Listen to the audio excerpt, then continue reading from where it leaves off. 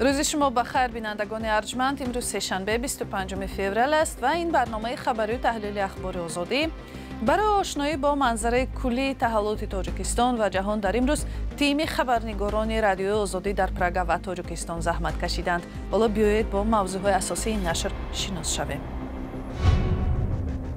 در حالی که شورای امنیتی سازمان ملل متحد در رابطه با سالگرد جنگ اوکراین قطعنامه بی‌طرف تصویب نمود، مجمع کل این سازمان با پشتیبانی از اوکراین آواز داده است.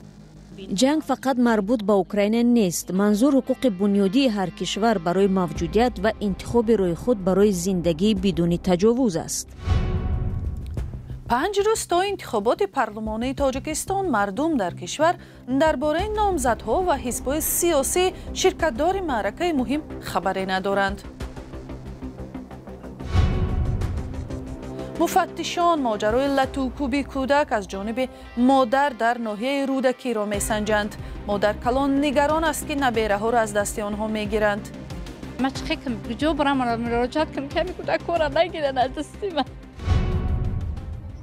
شورای امنیتی سازمان ملل متحد در آوازدهی روز دوشنبه متن قطعنامه پیشنهادی ایالات متحده آمریکا را قبول کرد که در آن در رابطه با جنگ اوکراین موقع بی‌طرف انتخاب شده است. این قطعنامه در روز سالگرد سیوم جنگ روسیه در خاک اوکراین قبول شد.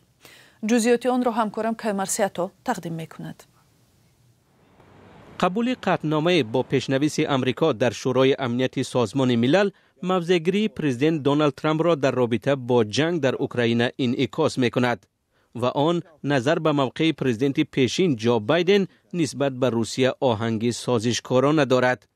تا امروز آوازدهی در رابطه با جنگ در شورای امنیتی سازمان ملل که 15 عضو دارد با دلیل ویتوی روسیه ناممکن بود.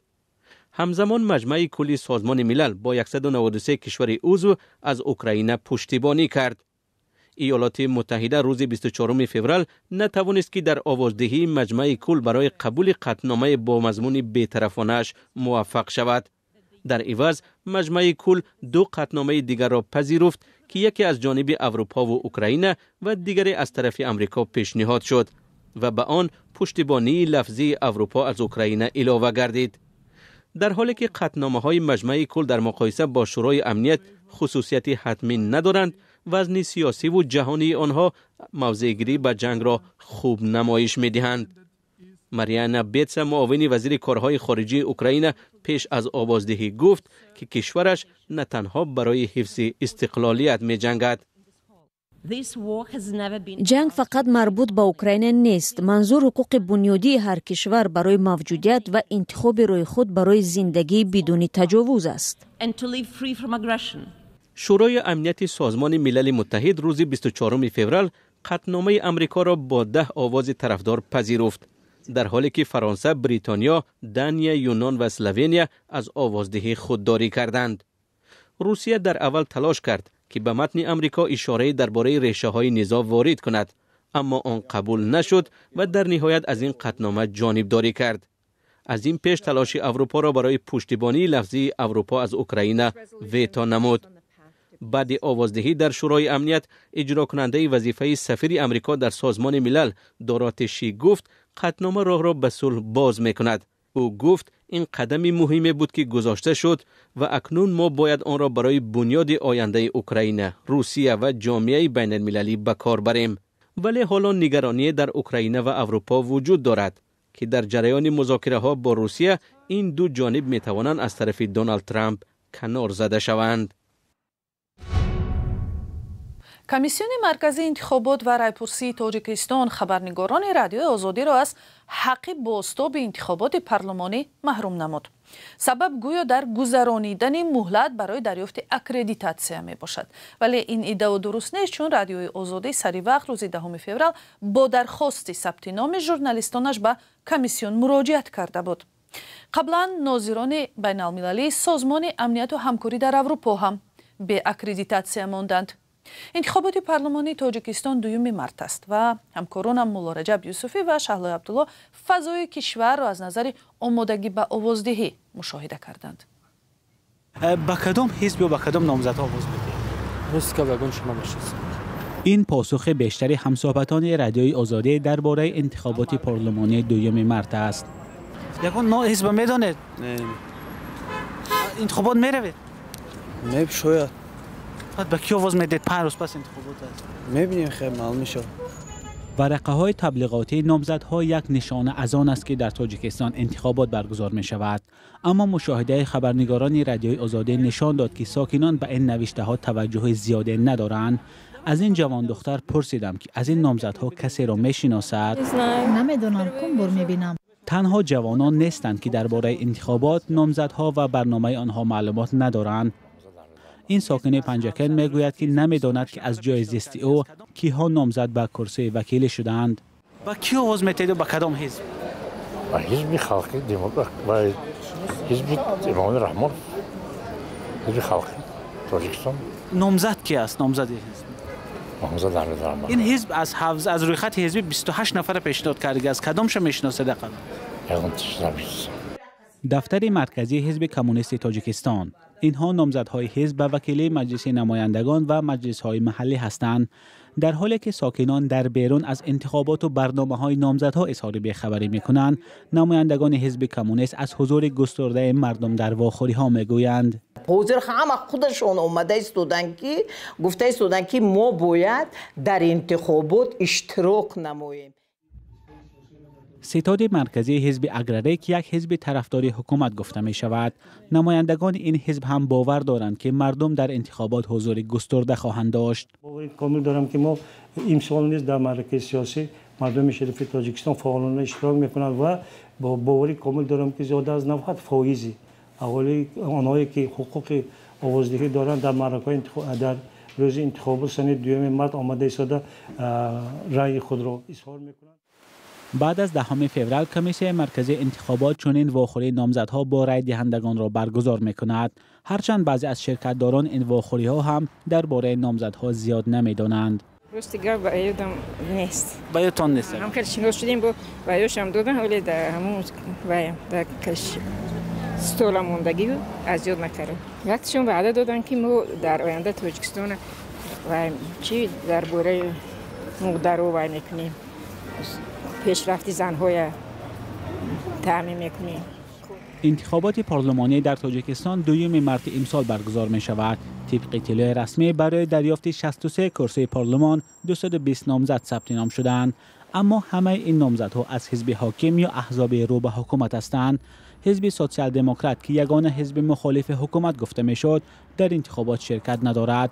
برخلاف انتخابات‌های گذشته، امسال ناظران سازمان امنیت و همکاری در اروپا و رسانه‌های مستقل از جمله رادیوی آزادی نیز جریان آوازدهی را نظارت نمی‌کنند. در چنین شرایط معلوم نیست که کمیسیون مرکزی انتخابات و حزب‌های سیاسی برای جلب مردم به آوازدهی چه کارهایی را انجام داده می‌توانند.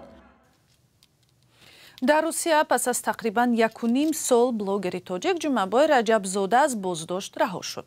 جمعبای رجبزاده شهروند تاجیکستان و روسیه که در شبکه‌های اجتماعی با نام سالمون کین معروف است، روز 24 فوریه از رهایی خود خبر داده گفت تفتیشات معین کرد که وی بیگناه است. مقامات روسیه در این باره رسما خبری نشر نکردند. بلوگری تاجیک ماه ینور سال گذشته به برانگیختن کینه و عداوت ملی و پس زدن شأن و شرف متهم و دستگیر شده بود. 6 ماه آخر او در بازداشتگاه بود. از این پیش در حبس خانگی قرار داشت. کمیته تفتیشات روسیه ادعا کرده بود که این زاده تاجیکستان با نشر و پهن کردن نوارهای صحنه‌سازی شده در شبکه‌های اجتماعی دختران دارای چهره اسلوانی را تحقیر میکرد و شأن و شرف آنها را پست میزد.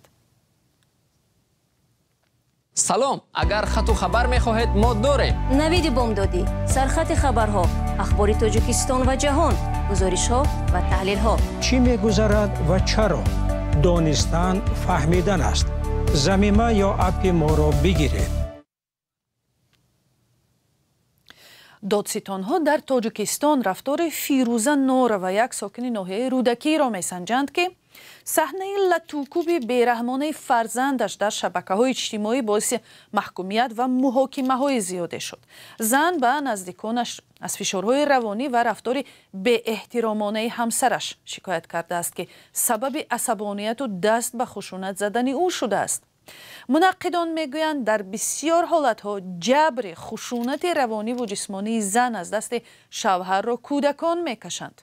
ضمناً معلوم نیست تا کجا برابر با فیروزه نوره و مقامات همسری او را نیز به جوابگری میکشند تا که تمام حقیقت حال روی آب برآید. گزارش عبدالغنی عبدالوهاب و امیر سویف در این باره. دختر مجا گناهگار نیست، خیلی فرزند مادر میزه. گلرفتار نورова مادر فیروزه نورова ساکن ناحیه رودکی که نشر نوار لطوکوبی فرزندش در شبکه‌های اجتماعی سر و صدای زیادی را به میان آورد، سبب این رفتار دخترش را شرح داد. شوهرش دوجا عروس بازی میکرده، رقص بازی میکرده، ایده پرتفته کره بی‌معنی میکرده. دختری من پرتفته. دختری من زندگی داره، آیت 3 کودک داره، فرزند داره. همون چند بیبار خوردن به همین سیگارش پرتو نمیشن. مادر فیروزه حالا از تقدیر آینده دختر و 3 نبیره خود که میگوید خودش کلان کرده است نگران است. من چه کنم کجا برم مراجعت کنم که کودک کار نگیرن از دستی من. اینا در خونه مرا بینن التماس، اینا نگه که هم مرا پشم دروغ پشم کده مجابوزه دروازه کده. مادر حق داره کودک میزه، خیلی با کودک پشتی کودک میگیره. مادر یک گناه کرد من میزنم فرزندم، میگم چی گناه کردی بچه جان، کجا رفتی؟ تلاش‌های رادیو آزادی برای تماس با شوهر فیروزه نورова تا زمان نشر مطلب به نتیجه بودند و به محض دسترس شدن نظر جانب دیگر آماده است آن را نشر کند. در اداره کارهای داخلی جماعت سرکشتی ناحیه رودکی روز 21 فوریه تصدیق کردند که فیروزه نورова برای رفتارش بازپرسی شده است و گفتند دادستانی تصمیم خواهد گرفت که علیه او پرونده باز شود یا نه. لطوکوبی کودکان با هدف گرفتن قصاص در روبروی دوربین و نشر این نوارها در شبکه‌های اجتماعی وقت‌های اخیر زیاد شده است. چنین حادثه را روانشناس امید حمیدов با شیوه زورگویانه تربیت در خانواده و ابزار فشار قرار یافتن فرزندان بستگی می‌دهد که به گفته‌اش در زیرشعور کودکان عقده خودکمبینی را به وجود می‌آورد. انسانی که اگر کمپلکس همون ناکامل دارد و خواهد نخواهد رنج بسیار می‌بیند. وقتی که مغلوبیت احساس کرد مثلا خب یکان مثلا من از دست داد دیگه بسیار دردناک قبول مثلا و به خاطر آنکه همین درد و علم روانی و با او خوب آسیب بیشتر و بیشتر نرساند و میخواهد که عمل دفاعی انجام دهد، یعنی میخواهد خود از همین خود دفاع کند. پارلمان تاجیکستان تابستان امسال قانون مسئولیت تعلیم و تربیت کودک را اصلاح کرد. بند 16 این قانون پدر و مادران را وظیفه‌دار کرده است که در پرورش کودک از زورآوری از جمله جزای جسمانی استفاده نبرند، به مناسبت بیرحمانه و غیر انسانی راه ندهند، شأن و شرف کودک را پس نزنند. هر کسی که کودک را حتی با هدف تربیت مشت و لگد میزند جزا میگیرد، گفته شده است در قانون مذکور. و شورای علمای مرکز اسلامی اعلام کرد که ماه رمضان در تاجیکستان روز 1 مارس شروع می شود.